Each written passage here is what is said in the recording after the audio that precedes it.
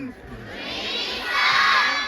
So నేటి school annual and farewell కార్యక్రమానికి మనతో ఉన్నటువంటి మన ఆర్సీఓ గారు, అదేవిధంగా స్కూల్ ప్రిన్సిపాల్స్, మిగతా ప్రిన్సిపాల్స్, ఇక్కడ ఉన్నటువంటి అందరు faculty, teaching and non teaching staff, and my dear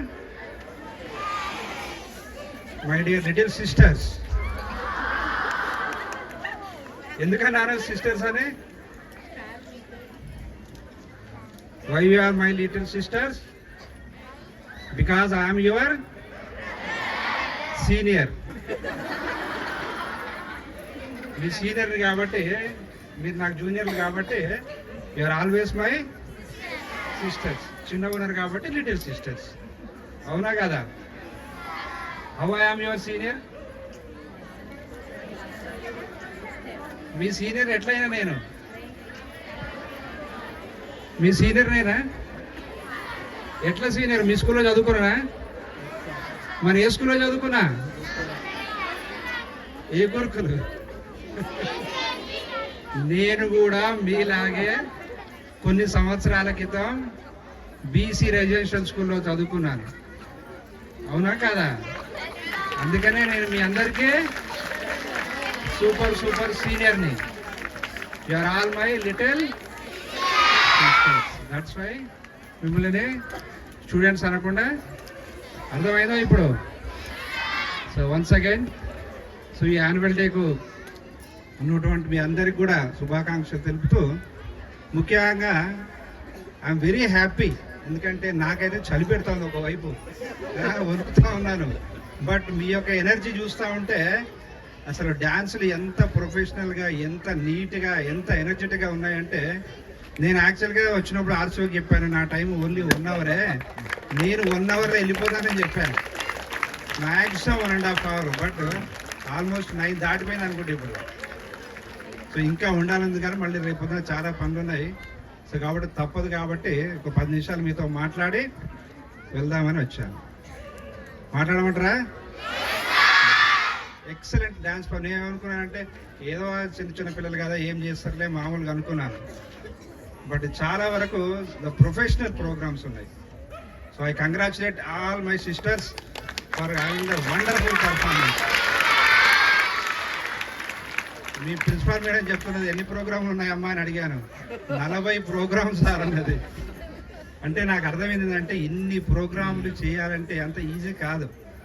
దీని వెనుక అంటే ఒక్కొక్క ప్రోగ్రాం వెనుక నాకు తెలిసి ఒకరు కానీ, ఇద్దరు కానీ, ముగ్గురు కానీ టీచర్లు కంపల్సరీ ఉండుంటారు.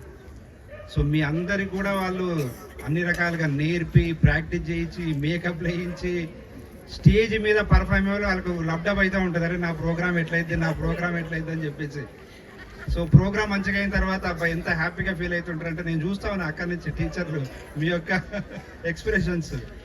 బట్ ఇంత మంచి ప్రోగ్రామ్ ఆర్గనైజ్ చేసినందుకు దీన్ని అనుకున్నటువంటి అందరి టీచర్లందరికీ కూడా so appreciate all your hard work.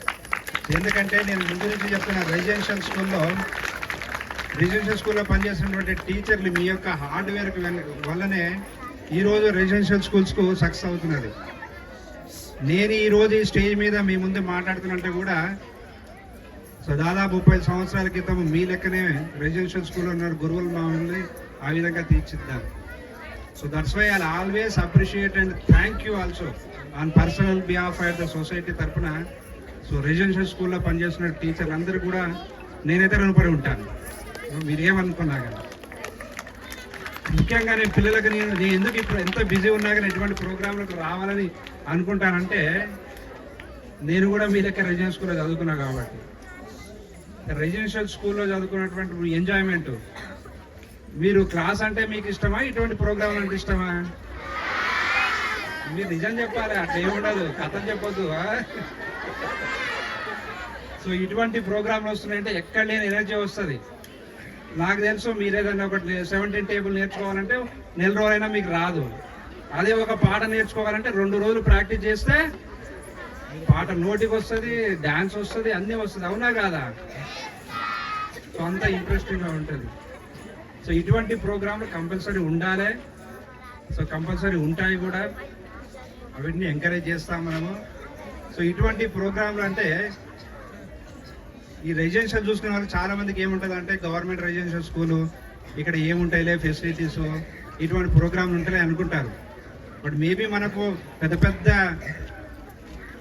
Stage లేకపోవచ్చు కానీ బట్ ఆ స్టేజ్ మీద చదువుతున్న ప్రోగ్రాంలు మాత్రం హై లెవెల్ అంటే కార్పొరేట్ స్కూల్లో జరుగుతున్న ప్రోగ్రామ్స్ కన్నా మంచి స్టాండర్డ్ ప్రోగ్రామ్స్ మనం చేస్తూ ఉన్నాం. సో రెసిడెన్షియల్ స్కూల్లో చదువుకోవడానికి మనకు గవర్నమెంట్ అన్ని రకాలుగా వసూలు ఇస్తుంది. ముఖ్యంగా మనం చూస్తే మన తెలంగాణలో దాదాపు 1000 చిల్లర రెసిడెన్షియల్ స్కూల్స్ ఉన్నాయి. అందులో 327 రెసిడెన్షియల్ ఇన్స్టిట్యూషన్స్ మన బీసీ రెసిడెన్షియల్ స్కూల్స్కే ఉన్నాయి.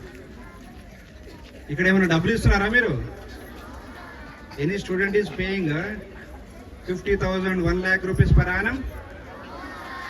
మీకు ఏమైనా యూనిఫామ్స్ ఇచ్చినప్పుడు ఏమైనా డబ్బులు కలెక్ట్ చేస్తున్నారా? టెక్స్ట్ బుక్స్ నోట్ బుక్స్ ఇచ్చినప్పుడు ఏమైనా డబ్బులు తీసుకుంటున్నారా? షూస్ బ్యాగ్ ఇచ్చినప్పుడు డబ్బులు తీసుకుంటున్నారా? All the facilities, text books, note books, uniforms, shoes, bag, I don't know ప్లేట్లు, ట్రంక్ బాక్స్ వచ్చినాయో లేదో, and you will get track suits and night dress also very soon. So all these facilities are being provided by the government. Of course గవర్నమెంట్కి ఎన్నో ఇబ్బందులు ఉన్నప్పటికీ ఉన్న దాంట్లో it's giving the best. Maybe చాలా ఎక్కువ స్కూల్స్ మనకు ఉండడం వల్ల అన్నిటికీ ఓన్ బిల్డింగ్స్ లేకపోవచ్చు కానీ బట్ మీ బిల్డింగ్ చాలా బాగా ఉన్నది. నాకు తెలిసి మనకు ఉన్నటువంటి 327 స్కూళ్ళల్లో ఇంత క్యాంపస్ ఉండి ఇంత బిల్డింగ్ ఉన్నాయి నాకు తెలిసి ఒక 30-40 కన్నా ఎక్కువ ఉండవు. So you people are very lucky being in this campus. అవునా కాదా? చాలా స్కూళ్ళకి అసలు ప్లే గ్రౌండ్ లేదు, ఈవెన్ ప్రేయర్ చేయడానికి కూడా సో ప్లే గ్రౌండ్ అనేటువంటి స్కూల్స్ ఉన్నాయి. సో వాటితో పోల్చుకుంటే సో మీరు ఈ క్యాంపస్లో ఉన్నందుకు మీరంతా కూడా చాలా అదృష్టవంతులని నేను అనుకుంటున్నాను. సో గవర్నమెంట్ ఇన్ని ప్రొవైడ్ చేస్తూ ఉన్నది. సో నాట్ ఓన్లీ దస్, మనం ఓన్లీ చదివే చెప్తున్నామా ఇంకేమైనా చేస్తున్నారా మీ స్కూళ్ళల్లో? సో చదువుకి ఎంతైతే ప్రాధాన్యత ఇస్తామో రెసిడెన్షియల్ స్కూల్లో మనము సో మిగతా extra curricular activities, co curricular activities కూడా అంతే ప్రాధాన్యత ఇస్తూ ఉంటాం. ఎస్పెషల్లీ మనం స్పోర్ట్స్ అండ్ గేమ్స్ చూసుకుంటే డిస్ట్రిక్ట్ మీట్స్ కండక్ట్ చేశారా? ఎంతమంది పోయారు డిస్ట్రిక్ట్ మీట్కు? Very good. ఆ తర్వాత స్టేట్ స్పోర్ట్స్ మీట్ కండక్ట్ చేశామా? ఎంతమంది పోయారు? Very good. అదేవిధంగా district level selection, literacy and cultural carnival, state లెవెల్లో లిటరసీ అండ్ కల్చరల్ కార్నివాల్కి ఎంతమంది పోయారు? సో ఇవన్నీ ప్రోగ్రామ్స్ కూడా మనము కండక్ట్ చేస్తున్నాం. వీటితో పాటు కూడా రాక్ క్లైంబింగ్ పోయిరా ఎవరన్నా లాస్ట్ ఇయర్? సో భువనగిరి దగ్గర మనం రాక్ క్లైంబింగ్ క్లాసులు కండక్ట్ చేశాము. సో ఆ విధంగా ట్రైనింగ్ తీసుకున్నటువంటి ఒక 20 మంది విద్యార్థుల్ని ఎక్కడికి తీసుకెళ్ళాం తెలుసా మీకు? ఎక్కడికి? ఎవరైనా పోయిరా ఇక్కడి నుంచే? 20 మంది విద్యార్థిని అంటే దాదాపు 10 మంది అమ్మాయిల్ని ఎవరెస్ట్ బేస్ క్యాంప్ తీసుకెళ్ళాం తెలుసా? ఎవరెస్ట్ అంటే ఏంటిది? Mount Everest. దాని బేస్ అంటే ఆల్మోస్ట్ 4000 feet హైట్ ఉంటుంది సీ లెవెల్కు. సో అక్కడ వరకు 11 days ట్రెక్కింగ్ ప్రోగ్రామ్ మనం తీసుకెళ్ళాం. You know how much money government spend for that program? We spend 45 lakhs. 20 మంది పిల్లల్ని 45 లక్షలు ఖర్చు పెట్టి ప్రభుత్వము ఆ 11 days ట్రెక్కింగ్ ప్రోగ్రామ్ తీసుకెళ్ళడం జరిగింది. అదేవిధంగా సెయిలింగ్ అండ్ యాచింగ్ తెలుసు కదా, మన హుస్సేన్ సాగర్ ఉన్నది హైదరాబాద్లో. ఆ పడవల మీద ప్రాక్టీస్ చేస్తూ ఉంటారు. దాదాపు ఇప్పటికీ లాస్ట్ 1 yearలో 150 చిల్లర మందిని మనం ట్రైనింగ్ ఇచ్చాం డిఫరెంట్స్లో. ఒక్కొక్క లెవెల్ పోయారు. రీసెంట్గా top 5 people are now in ముంబైలో ఒక ఇంటర్నేషనల్ కోచ్ తోటి మనము సెయిలింగ్ అండ్ యాచింగ్ కోచింగ్ ఇస్తున్నాం. ఎందుకోసం తెలుసా? వాళ్ళందరూ కూడా ఏషియన్ గేమ్స్ ట్రయల్స్ కోసం కూడా కంపీట్ అవుతున్నారు. సో ఎవరైతే దాంట్లో ట్రయల్స్లో సెలెక్షన్ అవుతారో so they will be going for Asian games. అంటే మన భారతదేశం తరఫున వాళ్ళు పాల్గొనబోతున్నారు. ఇవన్నీ కూడా మీకు ఎందుకు చెప్తున్నానంటే రెసిడెన్షియల్ స్కూల్ అంటే ఓన్లీ చదువులు ఎంతసేపు పొద్దు నుంచి సాయంత్రం వరకు కాకుండా ప్రభుత్వం మీలో టాలెంట్ ఉంటే అదొక ఆట కావచ్చు, ఒక అడ్వెంచర్ కావచ్చు. ఇప్పటి వరకు నాకు తెలిసి ఈ సంవత్సరము 100 మందికి పైన నేషనల్ గేమ్స్కు పార్టిసిపేట్ కావడం జరిగింది. సో ఆడారు, కొంతమంది గెలిచారు, కొంతమంది పార్టిసిపేట్ అయ్యారు. సో ఇంతమంది నేషనల్ గేమ్స్ కావచ్చు, అడ్వెంచర్ కావచ్చు, ఇవన్నిటి కూడా